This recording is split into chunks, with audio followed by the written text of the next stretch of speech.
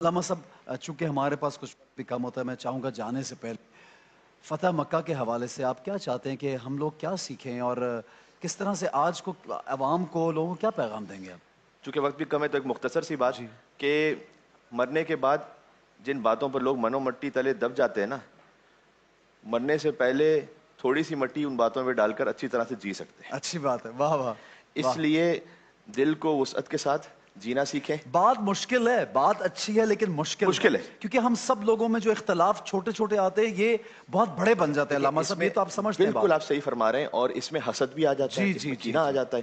تو اس کی کیا ریمیڈی ہے؟ اچھا سب سے پہلے تو پتہ تو چلے، تشخیص بھی نہیں ہو پاتی بعض لوگوں کو کہ میں کس جی مرض میں مبتلا ہوں، بالکل یعنی بالکل ڈائگنوز ہی نہیں ہو پاتا. پتہ ہی نہیں وہ ساری چلتا، زندگی اسی مرض میں اسی رہتا ہے، مرض جہل ہوتا مرکب ہوتا ہے، اس کو یہ بھی نہیں بالکل پتا کہ اس کو صحیح، نہیں پتا.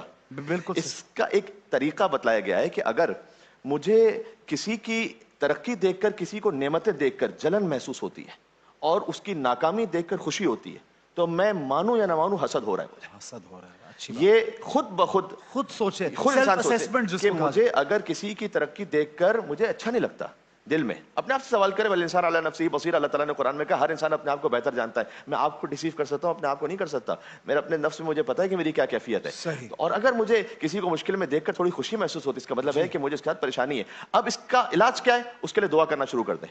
اس کے لیے جب آپ دعا، ٹھیک ہے. جب آپ اس کے لیے نماز کے بعد دعا کرنا شروع کر دیں گے نا، اللہ سبحانہ و تعالیٰ خود بخود آپ کے دل کو کشادہ کر دے گا اس کے لیے. بہت خوب.